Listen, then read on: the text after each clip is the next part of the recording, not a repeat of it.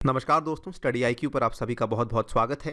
आपको ध्यान होगा 2017 की बात है जब इंडिया और चाइना के बीच में डोकलाम के ऊपर एक काफ़ी लंबा सीमा गतिरोध हुआ था।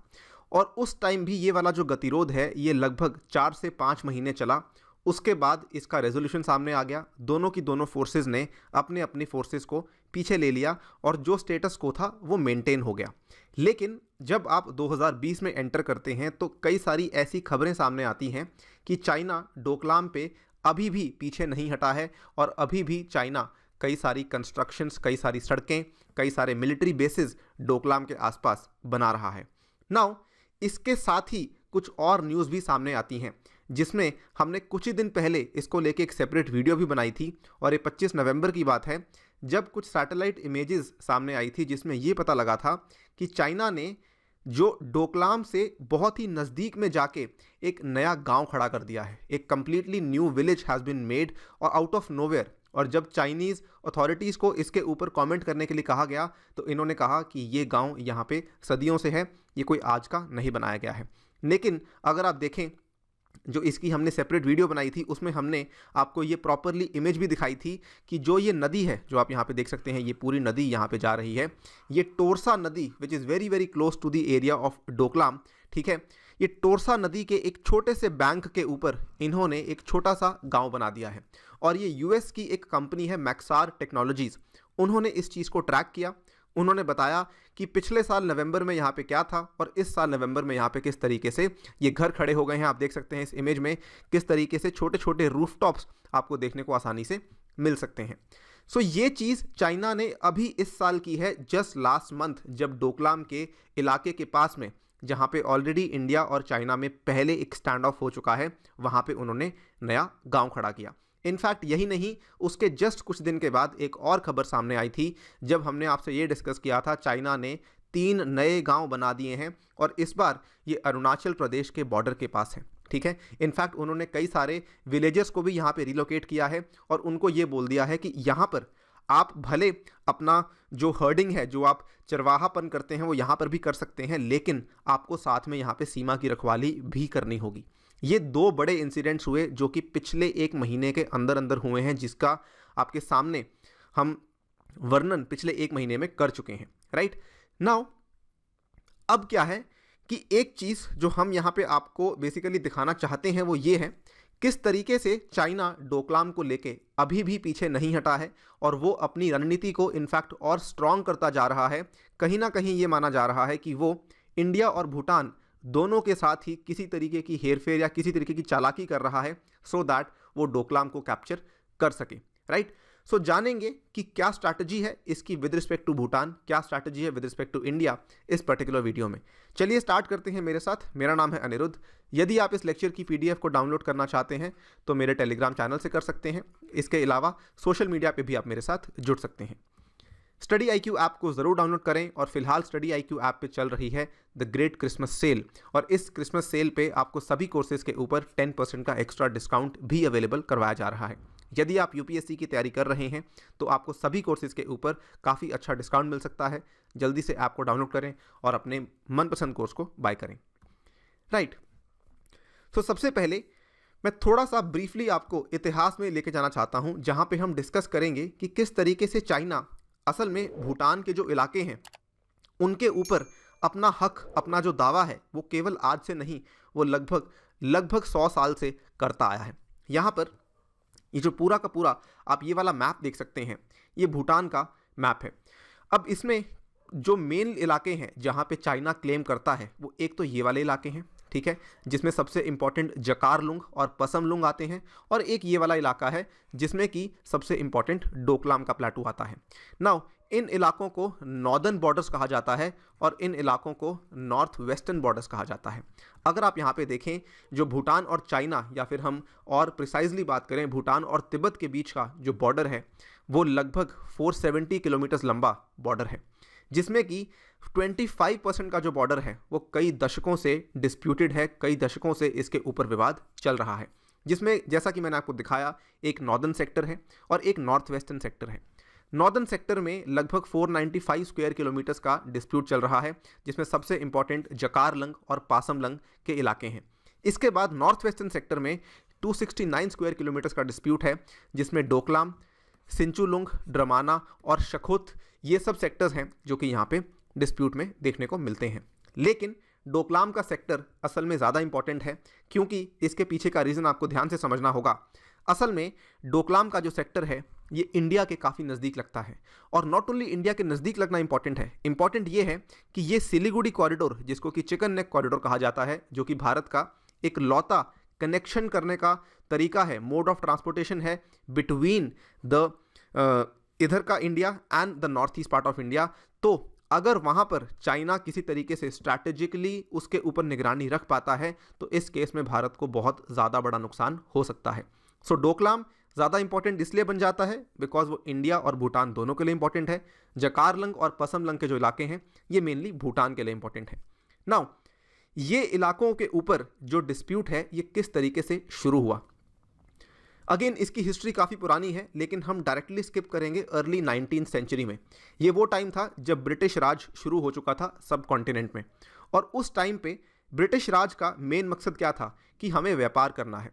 तो इन्होंने तिब्बत के साथ व्यापार करने का रास्ता खोजना शुरू किया।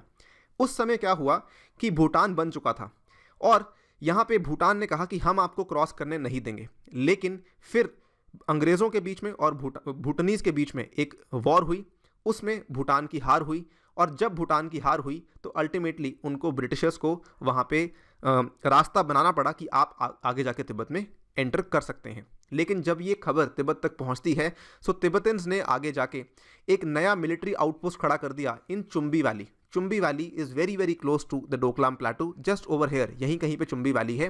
तो उन्होंने कहा कि हम आपको एंटर करने नहीं देंगे। उसमें क्या हुआ कि ऑब्वियसली ब्रिटिशर्स मिलिटरीली काफ़ी स्ट्रांग थे, तो उन्होंने जो उस टाइम पे तिब्बत में जो साम्राज्य जिसका राज चल रहा था, किंग डायनास्टी, उनके साथ यहाँ पे लड़ाई की, जिसके चलते ये पूरा का पूरा डिस्प्यूट सेटल हो गया। एंड इसके बाद तिब्बत के साथ ब्रिटिश ने व्यापार करना भी शुरू किया, और साथ ही में ब्रिटिशर्स ने उस टाइम पर जो बाउंड्री थी उसको भी सेटल कर दिया एक नई कन्वेंशन के अंडर, जिसका नाम रखा गया Anglo Chinese convention of 1890। So basically जो आज की डेट में सिक्किम, तिब्बत और भूटान के बीच का बॉर्डर है वो आज भी ब्रिटिशर्स के द्वारा बनाई गई वो वाला जो कन्वेंशन था, वो वाली जो ट्रीटी थी 1890 की, वही चीज़ है जो आज भी इसको गवर्न कर रही है, जो आज भी जिसके चलते डिस्प्यूट्स हो रहे हैं, राइट। अब यहीं से प्रॉब्लम शुरू हो जाती है। क्यों प्रॉब्लम शुरू होती है? क्योंकि जो ये वाली ट्रीटी थी इसमें ब्रिटिशर्स ने क्या किया, 3 पार्टियां थी, एक तो तिब्बतियन पार्टी थी, एक ब्रिटिशर्स खुद थे, और एक सिक्किम थी, यानी कि सिक्किम को भी इसमें बीच में रखा गया बिकॉज उस टाइम पे सिक्किम एक राजा के अंडर था। सो इन्होंने गलती क्या की, इन्होंने भूटान को इस ट्रीटी में इंक्लूड ही नहीं किया। भूटान को इस ट्रीटी में इंक्लूड किया गया लगभग 20 साल के बाद, और इसीलिए जो यहाँ पे क्लेम्स हैं वो चाइना के थोड़े से स्ट्रांग बन जाते हैं। चाइना अक्सर इस लूपहोल का बहुत फ़ायदा उठाता है, ये बोलते हुए कि Bhutan was never part of the treaty, तो ये एरिया भूटान का है ही नहीं। इनफैक्ट जो ब्रिटिशर्स ने उस टाइम पे जो प्रिंसिपल बनाया था, जो सिद्धांत था, वो ये था, वो ज्योग्राफी के बेस पे था, ठीक है। तो उस सिद्धांत के आधार पे चाइना आज भी उसको मैनिपुलेट करता है और बोलता है कि ये वाला जो एरिया है ये असल में हमारा है, ठीक है। सो यहाँ पे जो ज्योग्राफिक आप कह सकते हैं इंटरप्रिटेशन जो चाइना कर रहा है उसको इस तरीके से कर रहा है सो दैट जो डोकलाम का स्ट्रैटेजिक एरिया है वो चाइना के फेवर में आ जाए। ये पूरे मैप में आप समझ सकते हैं, और यहाँ पे मैंने दिया भी है। ये काफ़ी कॉम्प्लेक्स है, आपके लिए इंपॉर्टेंट नहीं है। इंपॉर्टेंट केवल इतना है कि किस तरीके से इस सिद्धांत की व्याख्या चाइना करता है और किस तरीके से इस सिद्धांत की व्याख्या भूटान करता है, ठीक है। अब इसी के चलते ये वाला प्रॉब्लम आता है डोकलाम के इलाके में। ये तो हुआ नॉर्थ वेस्टर्न पार्ट। उसके बाद नॉर्दर्न बॉर्डर। अब अगेन आपको थोड़ा सा इतिहास में जाना होगा। आपको याद होगा माओ जेडोंग की 5 फिंगर पॉलिसी थी, और इस 5 फिंगर पॉलिसी में उनका जो मूल उद्देश्य था कि एक हमें सिक्किम कैप्चर करना है, अरुणाचल प्रदेश कैप्चर करना है, भूटान, नेपाल और लद्दाख को कैप्चर कर लेना है। जैसा कि आप यहाँ पे देख सकते हैं कि जो एग्जिस्टिंग तिब्बत है हमें इसके आसपास के 1, 2, 3, 4 और 5 एरियाज को कैप्चर कर लेना है। इस पर्टिकुलर पॉलिसी को आगे बढ़ाते हुए इन्होंने अपना जो आक्रामक रणनीति थी इसको इतना बढ़ा दिया कि इन्होंने जो नॉर्दर्न इलाके थे जकारलंग और परसरमलंग वाले, वहाँ पे मिलिट्री पेट्रोलिंग बहुत बढ़ा दी, वहाँ पे इन्होंने इंफ्रास्ट्रक्चर बनाना शुरू कर दिया, जिसके चलते नॉर्दर्न बॉर्डर को भी इन्होंने क्लेम करने की बहुत कोशिश की। सो नॉर्थ वेस्टर्न बॉर्डर यानी कि डोकलाम के ऊपर इन्होंने क्लेम करने का जो तरीका था वो अपनी इंटरप्रिटेशन के हिसाब से था, और नॉर्दर्न बॉर्डर के ऊपर इन्होंने हार्ड पावर का इस्तेमाल किया, जो कि चाइना हर बार करता है, जिसके चलते नॉर्दर्न बॉर्डर को भी ये कैप्चर करने की कोशिश कर रहे हैं। अब लेकिन क्या हुआ कि जब ये कहानी यहाँ तक आ चुकी थी, माओ जेडोंग के बाद क्या हुआ था, इंडिया और भूटान काफ़ी नज़दीक आ चुके थे। भूटान का कोई भी डिप्लोमेटिक रिलेशन नहीं था चाइना के साथ या फिर तिब्बत के साथ।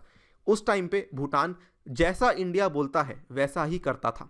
इस टाइम पे शुरू होता है चाइना और भूटान के बीच में बॉर्डर को लेके बातचीत, और यहाँ पर जो बाउंड्री नेगोशिएशंस हुई ये अलग अलग चरणों में हुई। जो इसका पहला चरण था ये शुरू होता है 1984 में।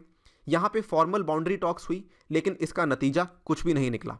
इसके बाद 1984 के बाद अगली फॉर्मल टॉक्स होती हैं 1996 में। इस टाइम पे चाइना ने बहुत ही चालाकी से कहा कि हम आपको नॉर्दर्न सेक्टर देने को तैयार हैं, बदले में आप हमें डोकलाम का प्लेटू सौंप दीजिए। ऑब्वियसली इंडिया, मैंने आपको बताया है, कभी भी ये नहीं चाहेगा कि डोकलाम का प्लेटू चाइना के फेवर में जाए, बिकॉज उसके चलते जो स्ट्रैटेजिक व्यू पॉइंट है, जो स्ट्रैटेजिक वेंटेज पॉइंट जो चाइना इंजॉय करेगा डोकलाम पे आके, उसको लेके इंडिया को काफ़ी ज़्यादा नुकसान झेलना पड़ सकता है। ऑब्वियसली भूटान ने इस डील को रिजेक्ट कर दिया इंडिया के कहने के ऊपर। तीसरा फेज स्टार्ट होता है लगभग 4 साल के बाद, सन 2000 की बात है। उसके बाद कई सारी बॉर्डर टॉक्स हुई। चाइना ने कई सारे तरीकों से भूटान के ऊपर दबाव डालने की कोशिश की, लेकिन भूटान यहाँ पे मना करता रहा। इनफैक्ट चाइना ने यह भी कहा कि हम आपको टेलीकम्युनिकेशन देंगे, हम आपको खेती बाड़ी के जो प्रोडक्ट्स हैं वो भी आपको मुफ्त में देंगे, लेकिन भूटान यहाँ पे नहीं माना, और बॉर्डर टॉक्स आज भी वहीं की वहीं खड़ी हैं। बिकॉज भूटान बेसिकली ये कहता है कि भूटान के पास अपनी कोई मिलिट्री नहीं है। भूटान कहता है कि भारत ही हमें मिलिटरीली असिस्ट करेगा। इनफैक्ट आपको मालूम भी होगा 2017 का जो बॉर्डर स्टैंड ऑफ हुआ डोकलाम पे, वहाँ पर भारत ही था जिसने अपनी मिलिट्री को भेजा, सो दैट वो चाइना की PLA को जाके काउंटर कर सके।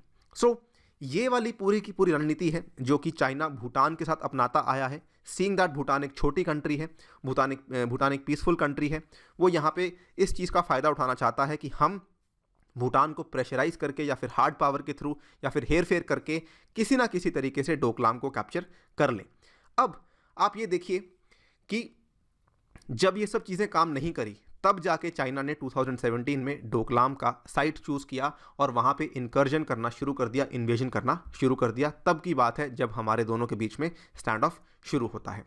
नाउ अब आप देखें स्टार्टिंग में, go back to the starting of the video और देखिए इंडिया के साथ चाइना क्या कर रहा है। भूटान की रणनीति आप समझ चुके हैं। इंडिया के साथ क्या हो रहा है कि एक तरफ तो डोकलाम के पास में एक नई विलेज बनाई, उसके बाद अरुणाचल के पास में 3 नए गांव बनाए हैं। तो जो ये रीसेंट क्लेम है चाइना के द्वारा, which is very very close to Tawang Arunachal Pradesh में, ये एक तरीके से माना जा रहा है कि बहुत ही बड़ा टैक्टिक है चाइना का कि वो इंडियन गवर्नमेंट को प्रेशराइज कर सके कि वो डोकलाम क्राइसिस को चाइना के हक में डिसाइड कर सके। आप यहाँ पे देख सकते हैं, मैं इस वीडियो को भी जाके देख सकते हैं किस तरीके से चाइना ने जो ये 3 गांव बनाए हैं अरुणाचल प्रदेश के बॉर्डर के कितने नज़दीक हैं। सो बेसिकली जो 5 फिंगर पॉलिसी थी, चाइना उसको आज भी जिंदा रख रहा है और धीरे धीरे वो अपनी एंट्री को आगे बढ़ा रहा है। इनफैक्ट कुछ लोग ये भी बोलते हैं कि क्योंकि चाइना की जो ऑब्जेक्टिव थी 2017 के स्टैंड ऑफ में वो पूरे नहीं हुए, और इस साल जो लद्दाख वाला स्टैंड ऑफ इतना आगे बढ़ चुका है, चाइना यहाँ पे तभी पीछे हटेगा अगर इंडिया 2017 वाले डोकलाम क्राइसिस को इस तरीके से ले कि डोकलाम चाइना को सौंप दे। सो कई लोग मानते हैं कि ये चाइना की टैक्टिक है कि इंडिया के अगेंस्ट वो लेवरेज रख रहा है कि वो आसपास गांव बनाएगा, अपनी मिलिट्री को तैनात करेगा, so that India has to surrender, और भूटान को वो अपनी हार्ड पावर और अपनी डिप्लोमेसी के थ्रू प्रेशराइज करने की कोशिश कर रहा है। So this is how you have to understand the China Bhutan India dispute. ये काफ़ी इंपॉर्टेंट है, not only from the point of view of Bhutan but also from the point of view of India. I hope आपको कुछ चीज़ें यहाँ पे clear हुई होंगी, चाइना की टैक्टिक्स आपको समझ आई होंगी। इसी के साथ इस वीडियो को करता हूँ समाप्त। Thank you for listening, stay tuned and stay safe.